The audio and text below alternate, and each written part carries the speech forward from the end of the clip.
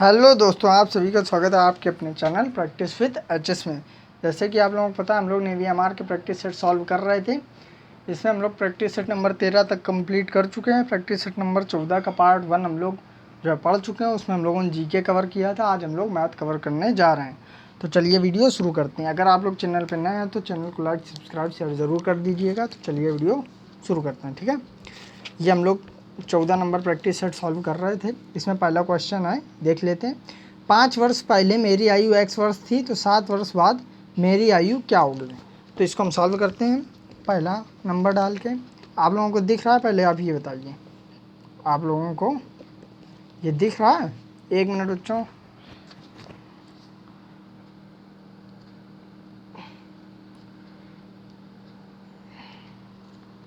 हाँ, अब ठीक है।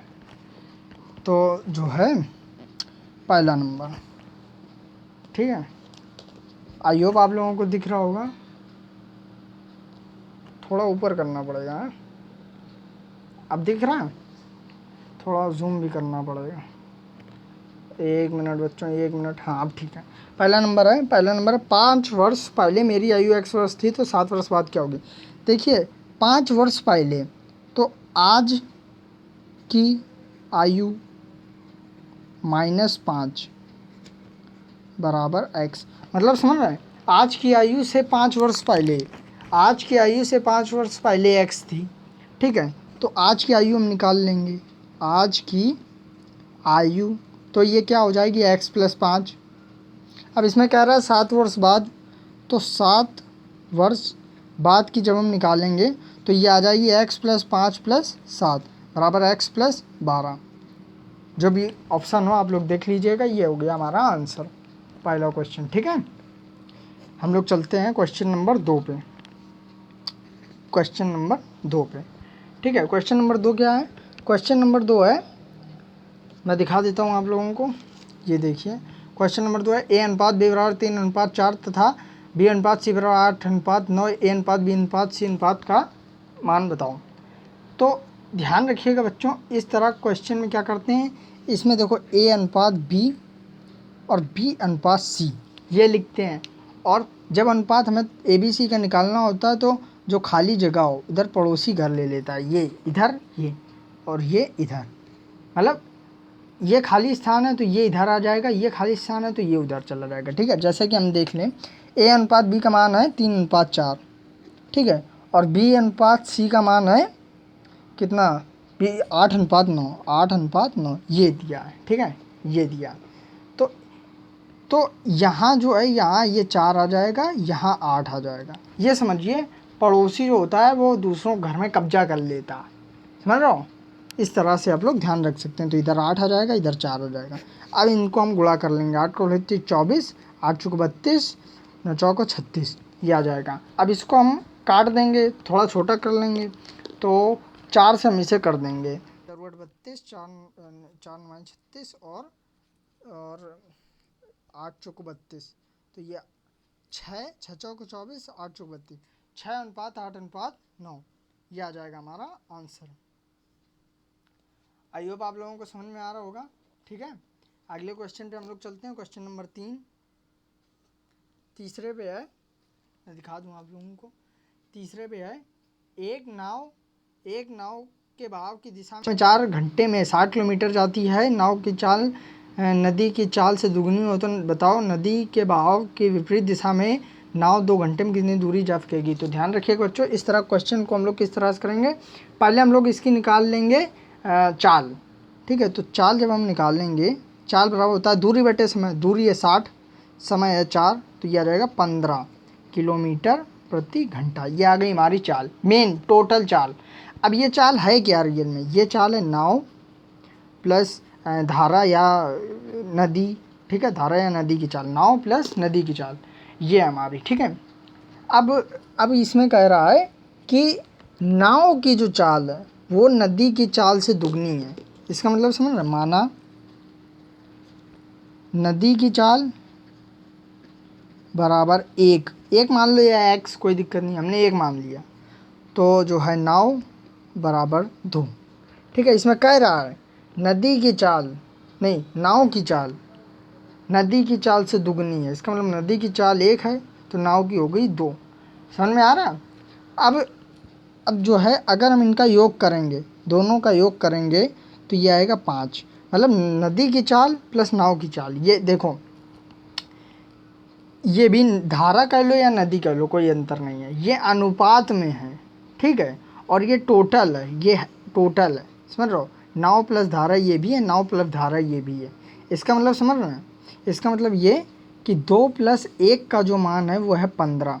समझ में आ रहा? ये है एक ही चीज़, ये मत सोचिएगा ये धारा लिखा है, ये ना मतलब नदी लिखा है। नदी या धारा बात एक ही होती है, ठीक है। तो 3 का मान है 15, 1 का मान हम जब हम निकालेंगे तो 15/3 आ जाएगा 5।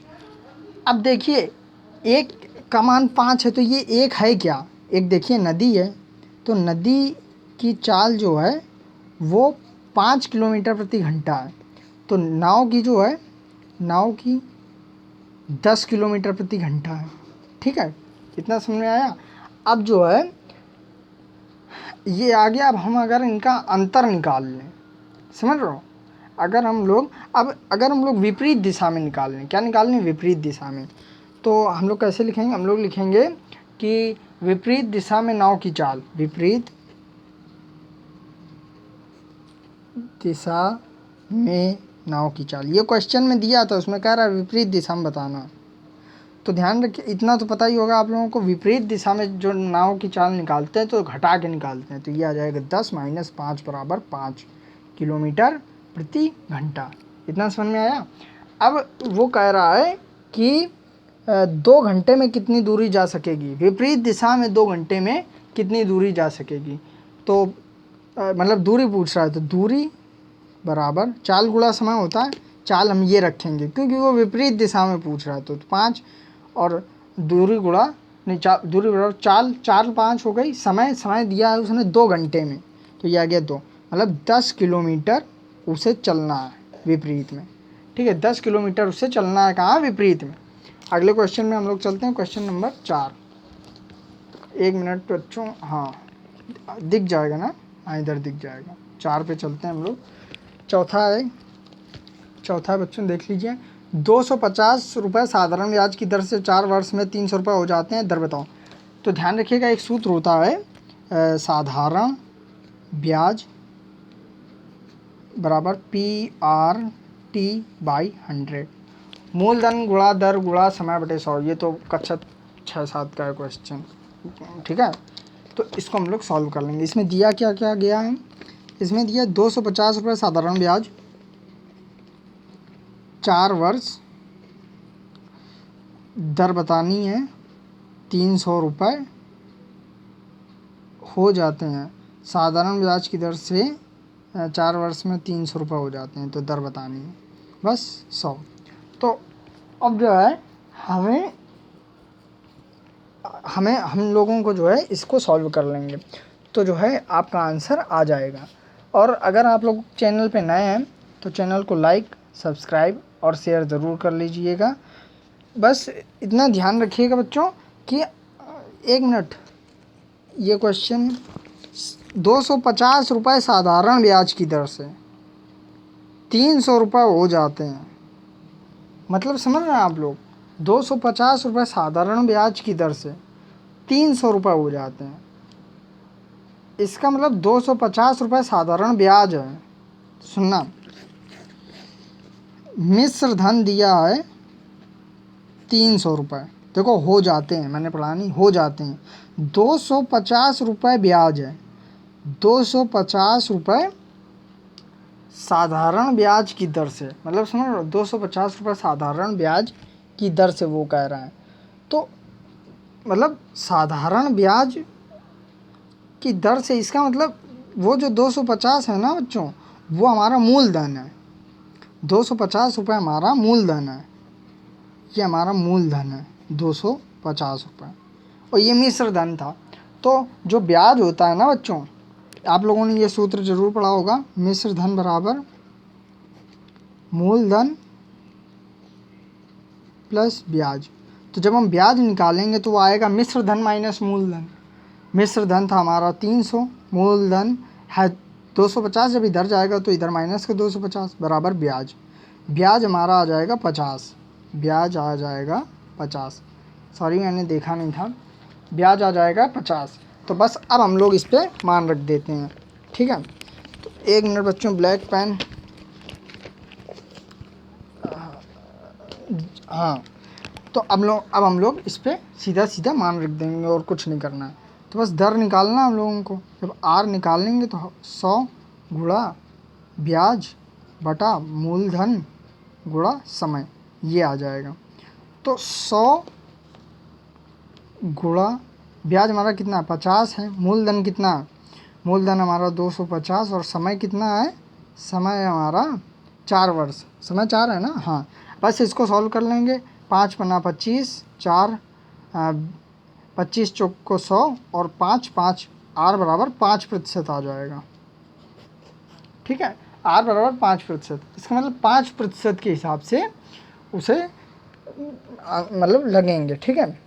आई होप आप लोगों को समझ में आ रहा होगा, ठीक है। अगर इस क्वेश्चन में आप लोगों को डाउट हो तो ज़रूर बताइएगा, ठीक है। मैं फिर से इसे बता देता हूँ। देखिए मिश्र धन दिया था 300, उसमें फिर से आप लोग पढ़िए, देखिए इसमें कह रहा है 250 रुपये, 250 रुपये, मतलब समझ रहे हैं 250 रुपये क्या आइए, ये हमारा 250 रुपये हमारा मूलधन, समझ रहे हैं। देखो मूलधन और मिश्र धन में अंतर क्या होता है, जो शुरुआती राशि होती है वो मूलधन होती है और जो बाद वाली राशि होती है वो मिश्र धन होती है। मिश्र धन में ब्याज भी इंक्लूड होता है, ठीक है। तो ये हमारा मूलधन, ये हमारा टाइम, और ये जो दिया है 300 ये मिश्र धन है, ध्यान रखिएगा ये मिश्र धन है। और दर निकालनी थी तो हम लोगों ने निकाल ली।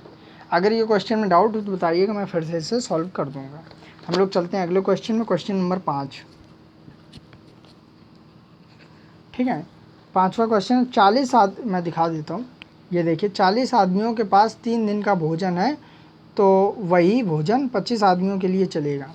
तो इस तरह क्वेश्चन में साफ साफ मतलब सीधा सीधा होता है। 40 आदमियों के पास 30 दिन का भोजन है, तो 25 आदमियों के पास कितने दिन का भोजन होगा। सिंपल सिंपल होता है, इतना तो कोई भी कर लेगा। तो एक्स बराबर जब हम निकालेंगे 40 गुणा 30 बटा 25, 5 पन्ना 25, 5 का 30, 5 8 40, 8 छंग 48, तो ये आ गया 48। इसका मतलब उनके पास 25 आदमियों के लिए वही भोजन 25, इसका मतलब 48 दिन चलेगा। 25 आदमियों के लिए जो भोजन है वो 48 दिन चलेगा, ठीक है बच्चों। अगले क्वेश्चन चलते हैं, छठवां है, ये कह रहा है देख लीजिए। छठवां कह रहा है 40 वस्तुओं के, 1 मिनट बच्चों, हाँ अब ठीक है, अब साफ दिख रहा होगा। 40 वस्तुओं को बेचने पर एक व्यक्ति 5 वस्तुओं विक्रय मूल्य जितना लाभ कमाता है तो उसका लाभ प्रतिशत बताइए। तो ध्यान रखिए बच्चों, इसमें कहना क्या चाहता है, इसमें लाभ प्रतिशत पूछ रहा है, ठीक है। तो देखिए इसे हम लोग कैसे करेंगे, इसे हम लोग ऐसे करेंगे, 40 वस्तु का SP बराबर 40 का CP हम कर लें, ठीक है, और प्लस 5 का SP कर लें। अभी मैं बता रहा हूँ क्यों, देखना। अब ये हमने क्यों किया, आप कहोगे सर मतलब क्यों किया, तो देखना इसमें ये कह रहा है बच्चों, इसमें ये कह रहा है, कहाँ गया, हाँ ये, इसमें ये कह रहा है कि 40 वस्तुओं के बेचने पर, ठीक है, इसका मतलब 40 का SP, ठीक है, 5 वस्तुओं के विक्रय मूल्य के बराबर लाभ होता है।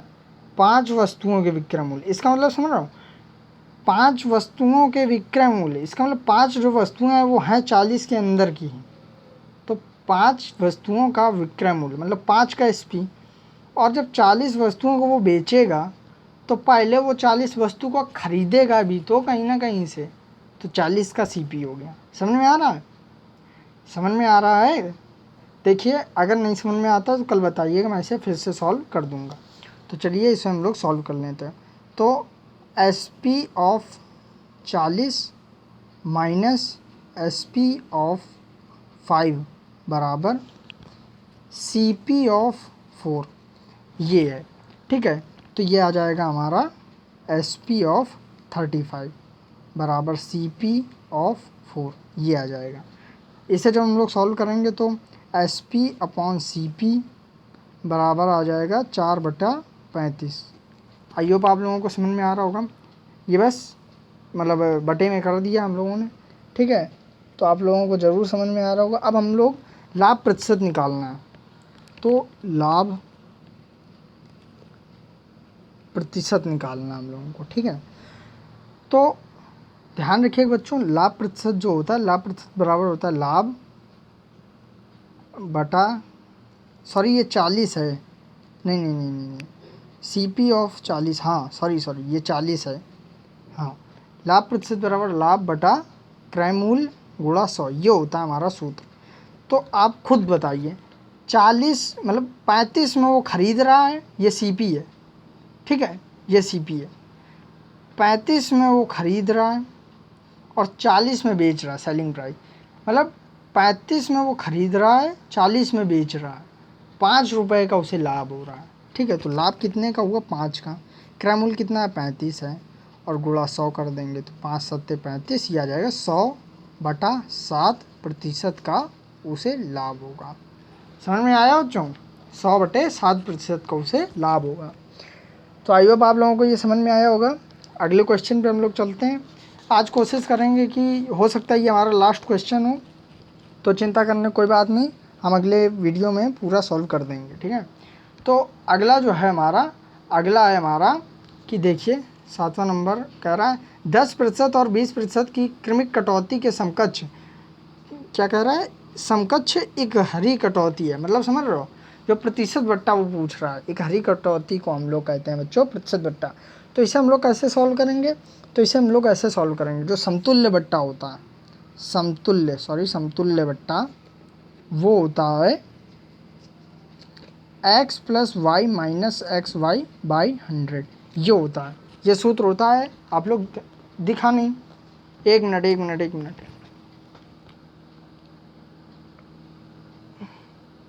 जो समतुल्य बट्टा का सूत्र होता है वो होता है x + y - xy/100।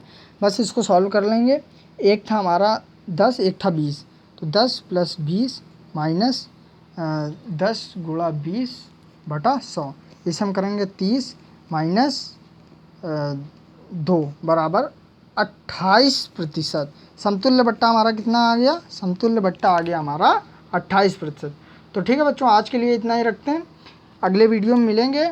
और तो ठीक है, चिंता मत करिएगा, सारे क्वेश्चन हो जाएंगे, ठीक है, कोई दिक्कत वाली बात नहीं है। आज के लिए इतना ही रखते हैं, मिलते हैं अगले वीडियो में। जय हिंद, जय भारत, और keep supporting, keep practice, best of luck.